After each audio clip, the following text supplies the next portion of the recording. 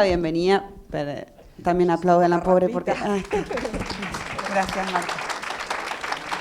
Bueno, Marta Jara, probablemente todos y todas la conozcan, es presidenta de ANCAP. Como perdí mis hojas, tengo acá, por suerte tenía acá en el celular. Bueno, tuvo más de 20 años de experiencia en Shell, y después de eso siguió su carrera en ingeniería química, graduada en la Universidad de Buenos Aires. Realizó una maestría de gestión financiera estratégica de la Universidad de Kingston, en Reino Unido. ¿Está bien? Y bueno, y además se desenvolvió en cargos en distintos países como Londres, México, Venezuela, Argentina y Uruguay. Y acá también dice, casada, madre de 2 hijos. Así que le damos la bienvenida para que nos comparta su experiencia. Gracias, Marta. ¿Paso con eso? Hola, buen día. Bueno, lo mío es como la parte práctica, digamos. Es una recopilación de anécdotas, de vivencias, de materiales que me fui cruzando y que me parecieron interesantes. Creo que se complementa bien.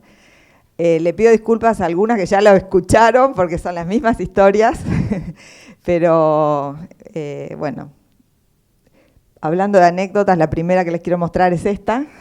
Esta es la foto, la colección de fotos que hay en la sala de directorio de ANCAP. Así que el día que entré dije, bueno, ya es una batalla ganada porque cuando me vaya va a haber una foto de una mujer que espero que esté en color. Así que esto muestra que bueno, que estamos llegando, pero que falta, ¿no? Les quiero contar también por qué estoy acá, por qué me parece importante contar estas historias, porque a veces hablar de uno mismo parece como una cosa así, como autorreferencial. Pero cuando, ¿cómo se llama? ¿José María? ¿María José? Sí. Hablabas del sistema 1 y el sistema 2, ¿no? Les cuento algo bien personal. Yo, bueno, soy la mayor de 4 hijos, familia clásica, papá 3 trabajos, madre en casa, muy dedicada, qué sé yo, pero siempre, bueno, de los 4 yo era como la mejor alumna, me encantaba estudiar desde chiquitita.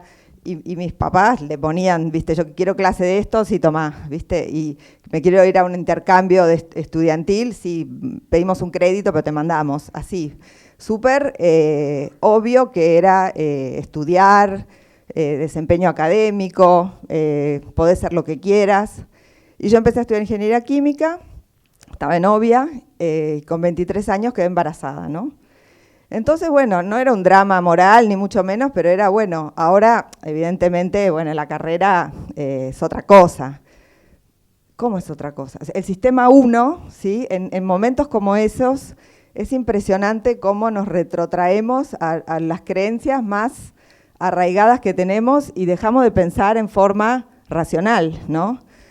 Por más que no sea, me estoy quemando la mano en la hornalla, ¿no? Es como que uno va al modo rápido de tomar decisiones y descarta un montón de posibilidades. Sobre todo del lado de las mujeres de la familia. Era, Marta, vos estás planeando como que el bebé es una agenda. No, el bebé come cuando quiere, se enferma, no duerme. Yo decía, bueno, pero digo, yo lo voy a intentar, no veo por qué no.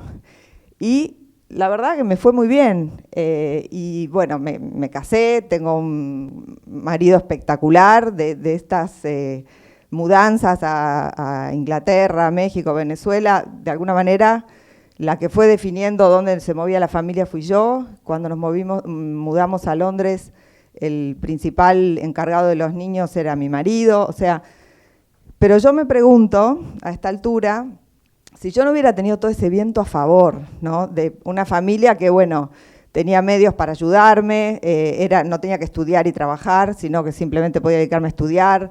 Las abuelas, una vez que llegó el bebé, después llegó otro, se ocupaban, se peleaban por quién lo atendía. Y tenía como un bagaje personal de historias positivas, de haber logrado cosas, de haber sido apoyada, de haberme puesto metas y haberlas logrado. Y bueno, todo eso también es un sesgo hacia lo positivo, hacia tomar riesgos. ¿Qué pasa con todas esas otras mujeres que tal vez son muy talentosas, pero no tienen ese viento a favor?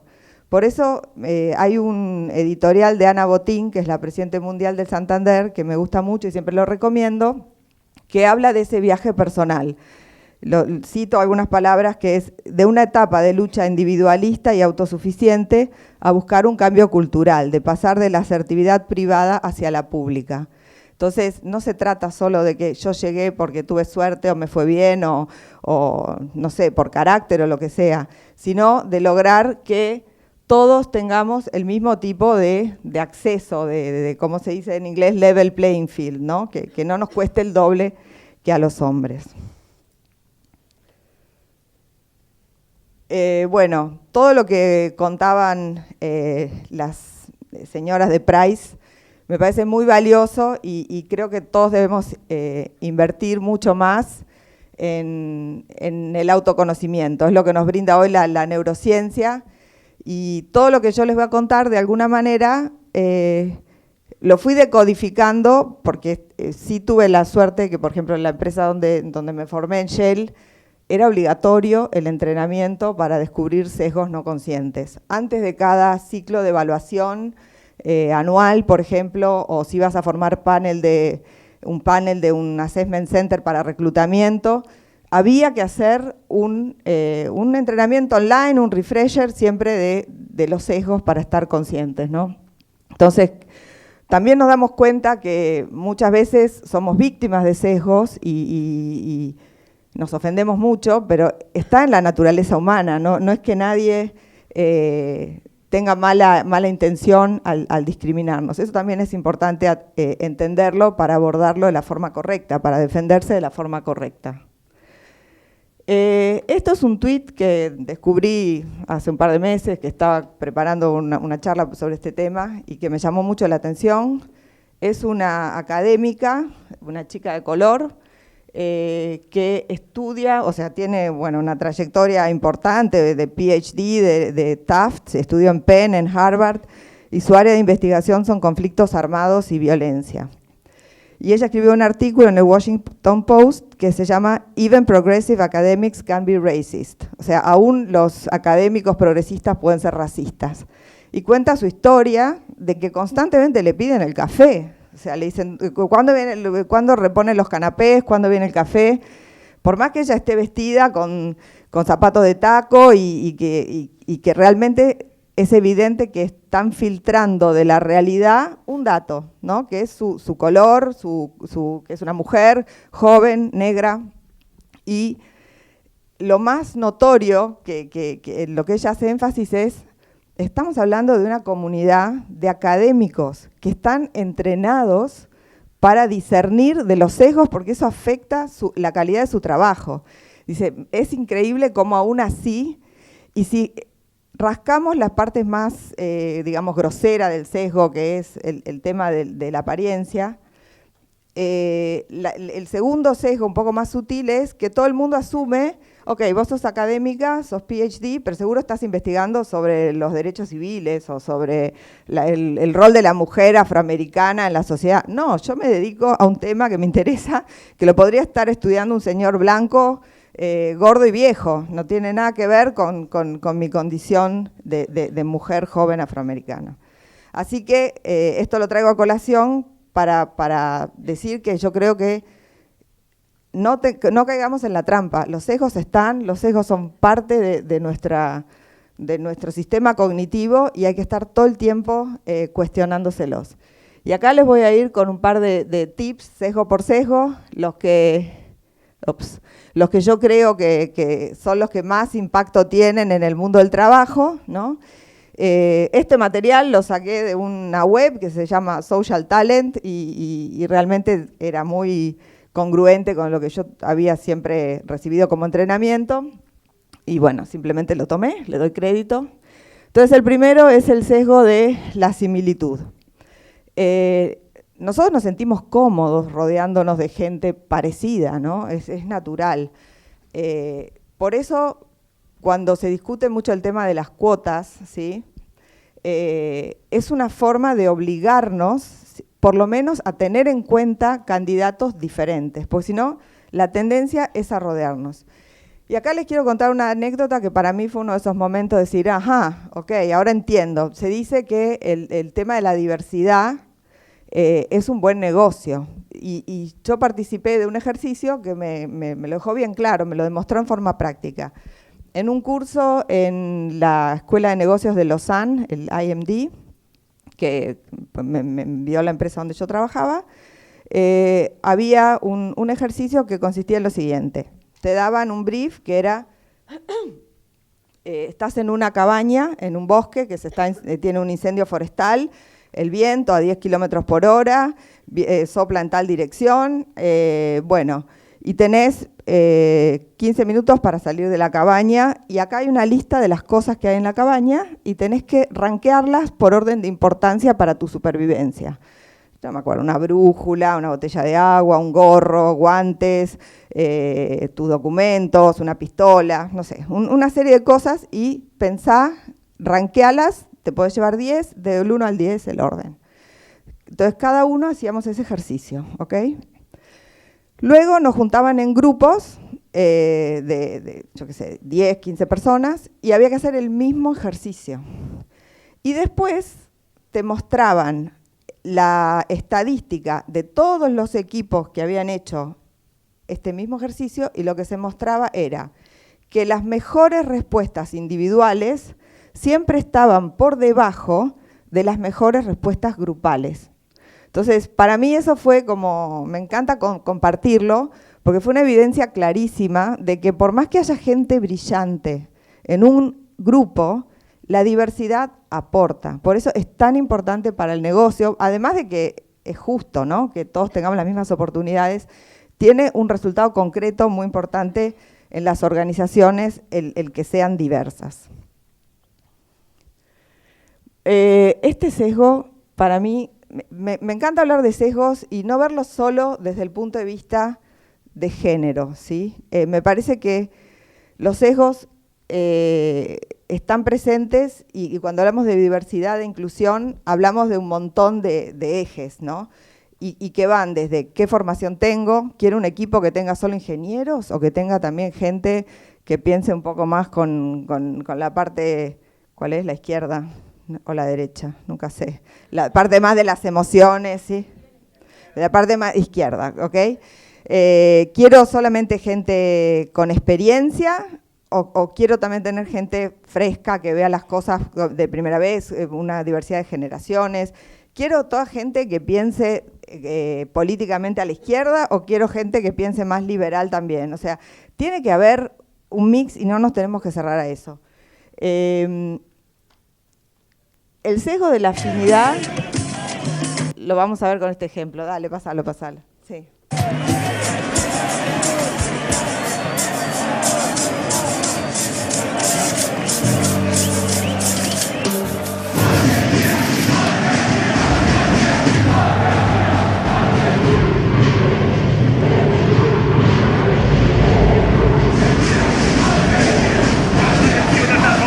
¡Mira la pared que hizo! ¡El primer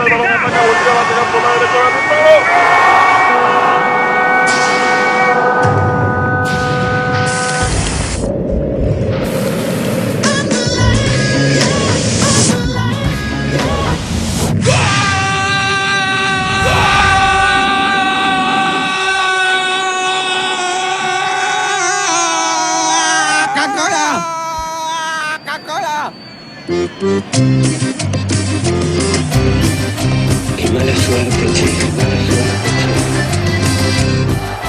Bueno, grafica lo que es sentirse sapo de otro pozo, ¿sí? Pensemos todos en las micro inequidades que se generan, ¿sí? Yo voy a, no sé, a entrevistar gente. Llega alguien que tiene un amigo común, que fue a la misma escuela, que es del mismo club, es del mismo cuadro de fútbol. Lo saludo de otra manera. Y hay otra gente con la cual no tengo afinidad, y soy Marta Jara, buenas tardes, ¿sí? Eso genera muchísimas microinequidades. Yo creo que, como, permítanme decirles, ¿no?, como uruguaya de otro planeta, porque yo me fui con 7 años y volví con 48, o sea, soy como un poco extraña, no pertenezco a ningún club, no pertenezco a ningún colegio, no pertenezco a ninguna liga de nada. Se siente mucho el tema de la afinidad o falta de afinidad. Creo que ahí tenemos todos que hacer un ejercicio de ser conscientes y de ser muchísimo más abiertos. Por ejemplo, para las mujeres, a mí me ha pasado en toda mi carrera de, no sé, hacer un viaje de negocios, después de las reuniones de negocios vienen los programas personales. Desde los hombres que se iban al table dance, ¿sí? Hasta hablar sobre mesa de puro fútbol o pura cosa que no me interesa.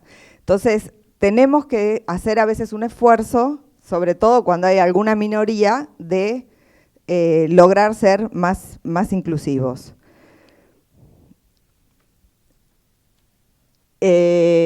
Y quiero decir un punto más sobre el sesgo de la afinidad. Yo creo que no solamente va por la positiva de ser mucho más condescendiente, mucho más abierto con quienes somos afines. Creo que más bien acá hay una tendencia que castigamos a quienes no ejercen el sesgo de afinidad. O sea, que tú le digas a un amigo, mirá, no te puedo hacer tal favor, o no te puedo recibir, o no te puedo dar este dato, es como culturalmente castigado, ¿no? No tenemos esa cultura de liberarnos un poco del sesgo de la afinidad. Ups. Bueno, este es el que ustedes llamaban el sesgo de la percepción, ¿sí? ¿Cómo nos vemos? Hay algunos estudios que muestran que, por ejemplo, en Estados Unidos el CEO promedio tiene una altura más alta que la población promedio. Es raro eso, ¿no? Porque no creo que las características de un CEO estén necesariamente relacionadas con la altura, pero sí tiene que ver con eso de llenar el traje de, ¿sí? Cuando pensamos de vuelta en la primer foto que yo les mostré, de señores grises con bigotito, pelo cortito y qué sé yo, bueno, cuesta imaginarse una mujer en ese rol, porque nunca las vimos. Y yo quiero reconocer que cuando yo fui, por ejemplo, a Laguna del Sauce, y me mostraron, bueno, estuve con la gente de la planta, charlamos, bla, bla, bla, y de repente me dicen, ¿querés ir a la pista a ver cómo se carga un avión? Sí, claro. Y viene esta señorita, ¿no? 1,50 m, muy joven, la más joven de los que estaba ahí, y agarra las llaves del camión. La verdad que yo me tuve que cuestionar, ¿por qué me resulta raro? Y me resultaba raro, ¿sí? Hay mucho de eso todavía. Mi esposo, como les conté, que ha sido un gran apoyo, no se puede decir que sea un tipo machista, me pasó de ir a subirme a un avión y ver qué pasa la pilota y dice, no, yo me bajo, esto es el colmo. O sea, no vamos a llegar, Marta, es una irresponsabilidad subirse a este avión, ¿sí? Entonces, eso del look todavía tiene mucho peso. Nos identificamos mucho con el tema de los trajes y de la apariencia. Otro sesgo que es el del halo y los cuernitos, ¿no? O sea, tanto por la positiva como por la negativa, tendemos a filtrar de la realidad o de las características de una persona un atributo, ya sea bueno, que es el halo, o los cuernitos de diablo, cuando es un atributo negativo. Cuando leemos un CV, por ejemplo, tendemos a resaltar algunas de esas cosas que nos llaman la atención, a favor o en contra, y de alguna manera borrar todo el resto. Por eso es tan importante el tema del entrenamiento, todo lo que contaba Patricia, que se hace en una organización como Price, de recordarle a la gente, de hacerla consciente de estos sesgos y de ir por procesos estructurados para ayudarnos a ser mucho más eficientes y eficaces en estas decisiones. Yo les voy a contar algunas de las experiencias que tengo como víctima y como victimario en cuanto a este sesgo.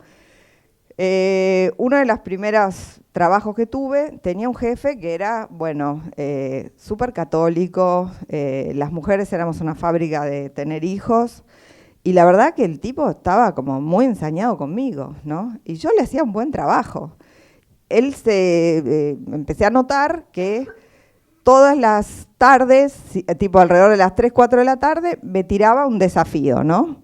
Entonces yo a las 5 me tenía que ir, porque trabajaba en una refinería del otro lado de la ciudad que donde vivía yo, no tenía auto, y de la refinería salía un bus a las 5:05. Si no estabas ahí, o sea, era un problema volver a tu casa, y además, bueno, tenía que llegar porque se iba la niñera, etc. De alguna manera, él veía en mí una limitación que era mujer. Y la forma de abordar lo que tuve fue ponerlo sobre la mesa, decirle, mira, Mariano, vos me tenés que dar las cosas con un poco más de tiempo, yo te las hago. Entonces, terminando la mañana, siempre le decía, Mariano, hoy va a haber algo más, ¿sí? Y encararlo desde ese punto de vista. Por supuesto que trabajaba el doble y con el doble de esmero que cualquiera de mis compañeros, pero terminaba llegando. Entonces, y él me decía, es que, ¿sabes qué, Marta? Yo me doy cuenta que vos te estás matando, pero vos no vas a llegar a nada. Porque para llegar hay que meterle un montón de horas, ¿viste? Horas, como si el trabajo se midiera por horas en vez de por resultados, ¿no? Y siendo mujer, no lo vas a poder hacer. Te voy a mostrar que lo puedo hacer. ¿Qué hay para hoy, no? Entonces, ponerlo sobre la mesa, ser conscientes. En otro sentido, más de una vez, había alguna oportunidad, por ejemplo, cuando me dijeron, ¿querés ir a trabajar a Londres? Querían una mujer. O sea, estoy segura que habré cumplido con los requisitos, pero ahí funcionaba como halo el tema, ¿no? Entonces, va para los dos lados, pero lo importante es ser conscientes. A mí me pasa, y lo reconozco, que hay cosas que a mí me molestan la gente. Por ejemplo, la gente que habla lento, la gente que razona lento, porque soy una persona ansiosa, soy ansiosa. Entonces llega alguien que tengo que entrevistar, ¿sí? Cuando me empieza a contar así, yo digo, uy, este tipo habla a 2 por hora. Debe pensar a 2 por hora, ¿cómo lo eyecto? Porque quiero seguir, ¿sí? Y me puedo estar perdiendo candidatos excelentes, que además me complementan, porque yo de repente, con 5 datos, mi sesgo natural es ir a tomar la decisión. Soy una persona sesgada hacia la acción. Y bueno, qué bueno abrirme a tener en mi equipo gente que piense más despacio, que busque mucha más información, mucha más evidencia, que me diga, Marta, vamos a pensarlo de vuelta, tenemos que verle esta otra arista. Entonces, creo que es un ejercicio constante ese de estar tratando de cuestionarse los sesgos que tenemos. Miro un poco acá porque de repente me olvido alguna cosa y me parece importante. De vuelta, ¿no? Vuelvo al tema de las evaluaciones estructuradas que nos ayudan a liberarnos de este tipo de cosas o por lo menos a ser más conscientes. Este es el sesgo del grupo, ¿sí? O de la norma. Esto que les muestro acá es de un estudio, de un experimento que se hizo en los 50, imagínense, ya en los 50. Funciona de la siguiente manera. ¿Ven la barrita que dice Exhibit 1? ¿Sí? Hay que comparar del grupo de la derecha cuál es igual al Exhibit 1. ¿Cuál es igual? ¿Están seguros? Y el B es más cortito. Estamos todos absolutamente seguros, ¿sí? Pero el truco era así. Juntaban un grupo de varias personas y el único que no era cómplice, el que iba a ser evaluado, era una persona. Y a los demás se les decía que dijeran que era el B, ¿sí? Bueno, en la mayoría de los casos, la persona evaluada cambiaba su respuesta en función de la presión de sus pares. Pero a ver, pónganse la mano en el corazón. ¿Quién no ha alguna vez ido para atrás en su juicio para tratar, por decir, bueno, la verdad que me entra la duda, la ilusión óptica? La ilusión óptica, ¿se dan cuenta? Porque porque está en el medio, ¿sí? Entonces, eso pasa. Por eso, de vuelta, el tema de las cuotas, ¿sí? A veces hay que lograr romper una masa crítica y por ahí viene un poco el tema de la justificación de las cuotas. Una vez que la cosa se normalizó, funciona sola, ¿sí? Pero si estamos todos, y por eso todos los sesgos como que de alguna manera se solapan y se refuerzan. Si nosotros pensamos sesgo de la afinidad, sesgo de la similitud, nos rodeamos de todos iguales, ¿quién va a venir con una idea innovadora? ¿Quién va a venir a cuestionar cosas? Si el grupo encima tiene una dinámica que genera presión. De vuelta, como organización, ya más allá de las decisiones personales o los juicios personales, el tener una evaluación estructurada, el tener preguntas ya establecidas, con respuestas establecidas, nos ayuda a romper todo este tema de la presión de los pares. Bueno, este es el sesgo de la confirmación, ¿no? Porque nada más humano que querer tener razón, nos encanta tener razón. Me encantó el logo ese de los lentes, ¿sí? Porque de alguna manera nuestra mirada es un filtro, y los sesgos son esos, es filtrar de la realidad aquello que nosotros, que confirma nuestras hipótesis, nuestra concepción de la vida. Yo lo veo muchísimo en las redes, por ejemplo, ¿no? Yo tengo una cuenta de Twitter y ponga lo que ponga, hay una cantidad de gente que, dedito para arriba, y hay otra cantidad de gente que hace como unos nexos lógicos que vos decís, ¿sí? Yo no estoy afiliada a ningún partido, por ejemplo, ¿sí? Yo, por supuesto, que tengo una lealtad con el gobierno que me nombró, democráticamente electo, pero hago un trabajo lo más técnico, lo más profesional posible. Pero de repente las redes te pegan como diciendo, bueno, por esto y por el otro hace tal y cual, ¿no? Es fuertísimo eso. A mí me sirve mucho, de vuelta, entender el tema de lo humano del sesgo. No, muchas veces no es ni siquiera mala intención, es una característica humana de que encasillamos a la gente, y yo creo que seríamos tanto más ricos, más felices, sería mucho más disfrutable si tratáramos de dejar que la gente salga de las casillitas, ¿no? Un artículo que salió en Vanity Fair, después que Sheryl Sandberg se vio envuelta en este escándalo de la protección de datos y la campaña de Trump con la intervención rusa, no sé pero bueno, todos conocen a Sheryl Sandberg, un ícono de la defensa de las mujeres, de las ejecutivas, de una persona preocupada por la equidad, que generaba muchísima empatía. Entonces, de alguna manera, todos la usamos para decir por qué es mujer, ¿sí? Cuando fue lo del escándalo, se empezó a ver que hubo muchos comentarios negativos porque es mujer, por supuesto, de otro grupo, ¿no? Y el título del editorial era What Sheryl Sandberg's Facebook Disaster Means for Women. Eso grita sesgo, por Dios, ¿sí?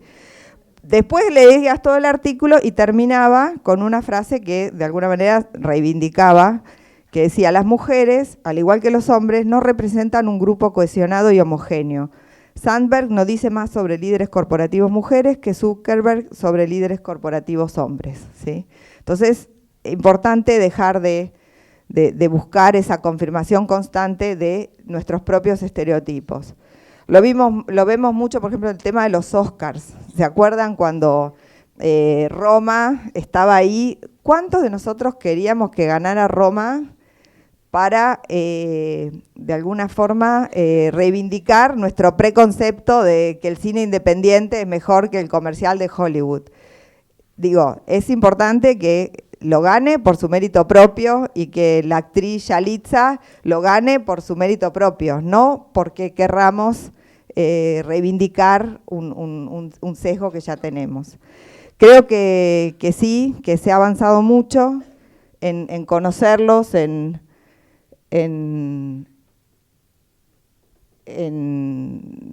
hablar sobre esto, en tratar de capacitarnos, pero hay muchos temas abiertos, muchos temas, por ejemplo, ahora que estamos empezando cada vez a utilizar más la inteligencia artificial, se habla muchísimo de qué sesgos se le va a permitir a los algoritmos, porque por supuesto cuando nosotros programemos algoritmos de inteligencia artificial vamos a incluir nuestra función objetivo, nuestros sesgos, ¿sí? Eso se está empezando a hablar al punto de ver cómo se regula, ¿sí? Sabemos que todo el marketing digital tiende a reforzar nuestros sesgos. Si yo busco artículos académicos, me van a empezar a mandar cosas de gente que piensa, de la comunidad académica que piensa como yo. Nos tendemos, con toda esta cantidad de información, parece mentira, en un mundo cada vez con más opciones al alcance, más información al alcance, más democratizada, a la vez hay un montón de mecanismos que tienden a reforzar que nos aislemos y que nos cerremos dentro de nuestra propia concepción de cómo son las cosas. Como decía Einstein, es más difícil desintegrar un átomo que un prejuicio. Es una persona que seguramente, sabemos todos, vivió mucha discriminación también. También tuvo sus propios sesgos, sabemos cómo trató a sus mujeres también. Pero bueno, sigue siendo un tema muy relevante y agradezco profundamente la oportunidad de que me hayan permitido compartir esto con ustedes y bueno, espero que les haya entretenido. Gracias. Muchas gracias, Marta. El agua, muchísimas gracias. Muchas gracias.